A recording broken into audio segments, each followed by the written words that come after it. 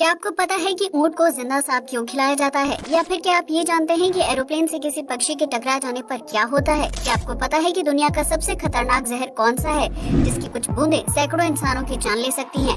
क्या आपने कभी सोचा है कि कोल्ड ड्रिंक को बोतलों में पूरा क्यों नहीं भरा जाता है? या फिर क्या आप ये जानते हैं कि डॉक्टर सफेद कोट क्यों पहनते हैं? यकीनन आपने आज से पहले इतने मजेदार फैक्ट्स नहीं सुने होंगे, इसलिए वीडियो को आखिर तक जरूर देखें। फैक्ट नंबर 1, दुनिया भर के विभिन्न देशों में खान पान और पहनावे की संस्कृति अलग अलग है, लेकिन क्या आपने कभी चींटियों को पकड़ने और उन्हें स्नैक्स के रूप में खाने वाले त्योहार के बारे में सुना है? अगर नहीं तो हम आपको बता दें कि ये अजीबोगरीब त्योहार कोलंबिया के एंडीज पहाड़ों पर बारीचरा शहर में मनाया जाता है, जहाँ बसंत ऋतु की शुरुआत के दौरान सभी लोग रानी चींटियों की तलाश में जंगल और खेतों में निकल पड़ते हैं। दरअसल इस दौरान रानी चींटियां संभोग के बाद गर्भवती होती हैं, जिन्हें पकड़कर आग में भूनकर खाया जाता है। कोलंबिया के स्थानीय लोगों का मानना है कि चींटी को भूनकर खाने से उनकी उम्र बढ़ती है, जबकि उन्हें कई घातक बीमारियों से भी छुटकारा मिल जाता है। यहाँ के लोगों की माने तो चींटी को नमक के साथ भूनकर खाया जाता है, जिसका स्वाद मूंगफली या पॉपकॉर्न की तरह लगता है। हालांकि रानी चींटियों को इकट्ठा करना इतना भी आसान नहीं होता है, क्योंकि उनके बिल में हाथ डालने पर सैनिक चींटियां लोगों पर हमला कर देती हैं और उन्हें बुरी तरह से काटकर जख्मी कर देती हैं। हालांकि इसके बावजूद भी लोग हर साल रानी चींटियों को पकड़कर उन्हें भूनकर स्नैक की तरह खाना पसंद करते हैं। फैक्ट नंबर 2, साड़ी हो या फिर कोई स्टाइलिश ड्रेस, महिलाएं हमेशा से अपने कपड़ों को फिक्स करने के लिए सेफ्टी पिन का इस्तेमाल करती रही हैं। लेकिन क्या आपने कभी सोचा है कि सेफ्टी पिन का आविष्कार कब और क्यों किया गया था? अगर नहीं तो हम आपको बता दें कि इस चीज को टूटे बटन की जगह ड्रेस को फिक्स करने के मकसद से बनाया गया था। दरअसल अमेरिका में रहने वाले वॉल्टर हंट नाम के शख्स बचपन से ही बहुत गरीब थे, जबकि उनके पिता लोहे से जुड़ा काम करते थे। ऐसे में सन 1840 के दशक में वॉल्टर हंट की पत्नी को एक पार्टी में जाना था, लेकिन पार्टी के लिए तैयार होते समय उनकी ड्रेस का बटन टूट गया, जिसकी वजह से उनकी ड्रेस बंद नहीं हो रही थी। ऐसे में वॉल्टर हंट ने अपनी पत्नी की समस्या को हल करने के लिए घर में पड़ी एक पतली सी तार को तोड़ मरोड़ कर ड्रेस में बटन की जगह लगा दिया, जिसकी वजह से ड्रेस बंद हो गई। इस तरह वॉल्टर हंट को महिलाओं की ड्रेस फिक्स करने के लिए तार से पिन बनाने का आइडिया आया, जिसके बाद उन्होंने सन 1849 में पहली बार सेफ्टी पिन का आविष्कार किया। वॉल्टर ने अपने इस आविष्कार को useful improvement in the make of form of dress pin का नाम दिया था, जो 8 इंच लंबे तांबे की तार से बनाई गई थी। इस तरह सेफ्टी पिन के आविष्कार के बाद वॉल्टर हंट ने अपने पुरखों द्वारा लिया गया $15 का कर्ज भी चुका दिया था, क्योंकि मार्केट में इनके द्वारा बनाई गई सेफ्टी पिन की मांग तेजी से बढ़ने लगी थी। आपको बता दें कि वॉल्टर हंट ने सेफ्टी पिन के अलावा सिलाई मशीन, ट्रॉम घंटी, स्पिनर और सड़क की सफाई करने वाली मशीनों का भी आविष्कार किया था।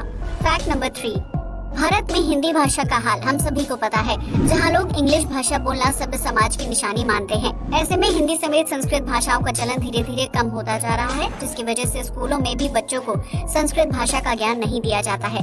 लेकिन मध्य प्रदेश के राजगढ़ जिले में एक ऐसा गाँव भी है, जहाँ के लोग आज भी आम बोलचाल के लिए संस्कृत भाषा का इस्तेमाल करते हैं। इस गाँव का नाम झीरी है, जो राजगढ़ जिला मुख्यालय से लगभग 45 किलोमीटर की दूरी पर है। झीरी गाँव में बच्चों से लेकर बुजुर्गों तक हर कोई शानदार संस्कृत बोलता है, जबकि घरों के बाहर दीवारों पर संस्कृत में खूबसूरत श्लोक लिखे हुए दिखाई देते हैं। मध्य प्रदेश में झीरी को संस्कृत गांव के नाम से जाना जाता है, जहां साल 1978 से RSS की एक शाखा नियमित रूप से लगती रही है। झीरी गांव अपने संस्कृत भाषा होने की वजह से पर्यटकों के बीच अलग पहचान बनाने में कामयाब रहा है, जिसकी वजह से यहाँ संस्कृत भाषा सिखाने वाले लोगों का आना जाना लगा रहता है। फैक्ट नंबर 4, इन दिनों युवाओं से लेकर बच्चों के बीच पिज्जा का क्रेज काफी ज्यादा बढ़ गया है, जिसकी वजह से देश भर में पिज्जा आउटलेट की संख्या बढ़ती जा रही है।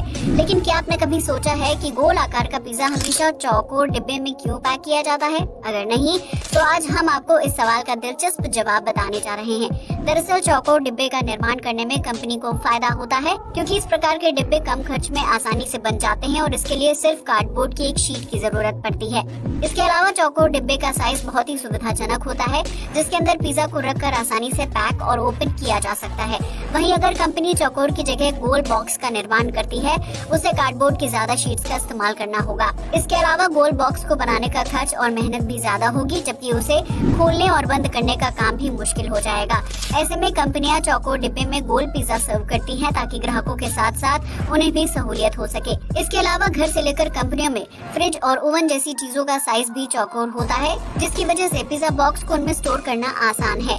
हमें उम्मीद है कि अब आपको समझ आ गया होगा कि पिज्जा का बॉक्स गोल के बजाय चौकोर क्यों होता है। इसलिए वीडियो को जल्दी से लाइक कर दीजिए। फैक्ट नंबर 5, आपने भी गर्मी के मौसम में अलग अलग प्रकार की कोल्ड ड्रिंक का स्वाद चखा होगा, जो रिफ्रेश होने का एहसास देती हैं।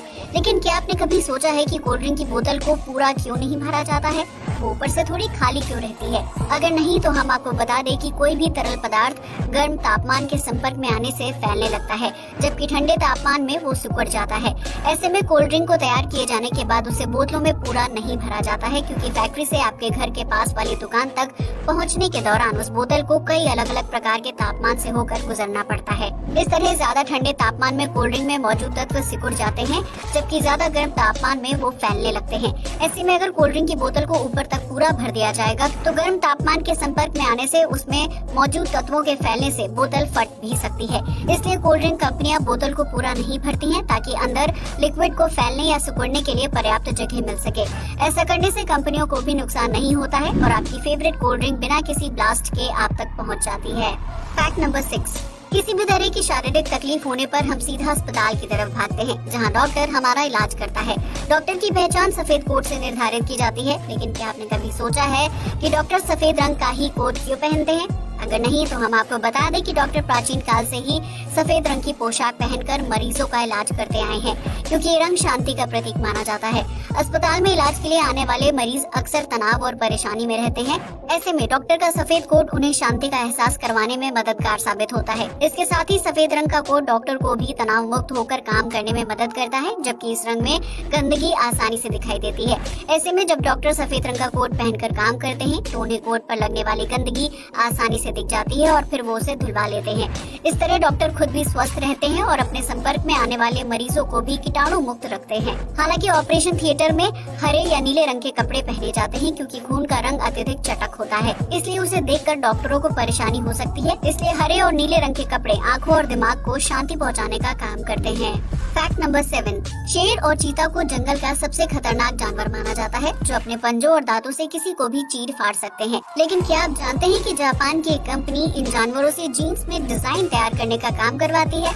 जी हाँ, आपने बिल्कुल सही सुना। जू जीन्स नाम की ये कंपनी चिड़ियाघर में कैद शेर और चीता के पिंजरे में जीन्स का फैब्रिक फेंक देती है, जिसके बाद ये जानवर उसे खाने की चीज समझकर अपने पंजों और दांतों से चीर फाड़ करना शुरू कर देते हैं। ऐसा करने से जीन्स पर अलग अलग जगह कट के निशान बन जाते हैं, जिसे कंपनी रिप्ड जीन्स के नाम पर बाजार में बेच देती है। जू जीन्स का मार्केट प्राइस बहुत ही ज्यादा होता है, क्योंकि ये कंपनी लिमिटेड एडिशन में ही जीन्स सेल करती है। ऐसे में हम ये कह सकते हैं कि जापानी लोग शेर और चीता को जीन्स डिजाइन करने के काम में लगा चुके हैं, जिसके लिए इन जानवरों को कोई एक्स्ट्रा भुगतान नहीं किया जाता है। फैक्ट नंबर 8, आपने आज तक कई तरह के जहर के बारे में सुना होगा, जिसका सेवन करने से इंसान या किसी जीव की मौत हो जाती है। लेकिन क्या आपने कभी दुनिया के सबसे खतरनाक जहर के बारे में सुना है, जिसका सिर्फ 1 ग्राम सैकड़ों लोगों को मौत की नींद सुलाने के लिए काफी है? अगर नहीं तो हम आपको बता दें कि दुनिया का सबसे खतरनाक जहर पोलोनियम 210 है, जो एक प्रकार का रेडियो एक्टिव तत्व है। इस जहर से निकलने वाली रेडिएशन इतनी खतरनाक होती है कि उसके संपर्क में आने से इंसानी शरीर के अंदरूनी अंग और डीएनए पल भर में नष्ट हो जाता है। इतना ही नहीं, पोलोनियम जहर को मृत के शरीर में ढूंढना भी बहुत मुश्किल काम है, क्योंकि ये जहर जल्दी से पकड़ में नहीं आता है। आपको बता दें कि 1 ग्राम पोलोनियम जहर से 5 करोड़ लोगों की मौत हो सकती है, जिसकी वजह से इसे दुनिया का सबसे घातक जहर माना जाता है। पोलोनियम 210 की खोज मशहूर भौतिकविद और रसायन शास्त्री मैरी क्यूरी ने सन 1898 में की थी, जिसके लिए उन्हें नोबेल पुरस्कार से सम्मानित भी किया गया था। पोलोनियम को खाने में मिला देने पर उसके स्वाद का पता लगाना बहुत ही मुश्किल हो जाता है, जिसकी वजह से कोई भी जाने अनजाने में इसका शिकार हो सकता है। इस जहर का पहला शिकार मैरी क्यूरी की बेटी ईरानी जूलियट क्यूरी हुई थी, जिसने गलती से पोलोनियम का एक छोटा सा कण खा लिया था। ये जहर शरीर में इतनी तेजी से असर करता है कि पीड़ित को अस्पताल ले जाने का भी समय नहीं मिल पाता है। हालांकि भारत में इस जहर का मिलना नामुमकिन है। फैक्ट नंबर 9, आसमान में उड़ते हवाई जहाज को देखकर आपके मन में भी कभी न कभी ये सवाल आया होगा कि अगर प्लेन से कोई पक्षी टकरा जाए तो क्या होगा। आमतौर पर हवाई जहाज 30,000 फीट की ऊंचाई पर उड़ान भरते हैं, जहां पक्षियों का उड़ना संभव नहीं है। इसलिए आसमान में प्लेन से पक्षियों के टकराने की घटनाएं बहुत कम या फिर ना के बराबर होती हैं। लेकिन प्लेन के टेक ऑफ और लैंडिंग के समय पक्षियों के टकराने की संभावना सबसे ज्यादा होती है। ऐसे में अगर किसी बड़े प्लेन से पक्षी टकराता है तो उससे ज्यादा नुकसान नहीं होता है, लेकिन अगर छोटे प्लेन से कोई बड़ा पक्षी टकरा जाए तो उस स्थिति में प्लेन को आपातकालीन स्थिति में रोकना पड़ता है, क्योंकि पक्षी से टक्कर होने के बाद प्लेन का फ्रंट मिरर, पंखा या फिर बॉडी डैमेज हो जाती है, जिसकी वजह से पायलट के लिए प्लेन को आसमान में उड़ाना मुश्किल हो जाता है। हालांकि प्लेन से पक्षियों की टक्कर के 95% मामलों में कोई समस्या नहीं होती है, जिसकी वजह से फ्लाइट्स पर ज्यादा असर नहीं होता है। लेकिन कनाडा और ब्रिटेन में किए गए एक शोध की माने तो पिछले 20 साल में प्लेन और बर्ड्स के बीच हुई टक्कर में 106 आम नागरिकों की मौत हो चुकी है। इसलिए ये कहा जा सकता है कि बर्ड स्ट्राइक भी इंसानों की मौत का कारण बन सकती है।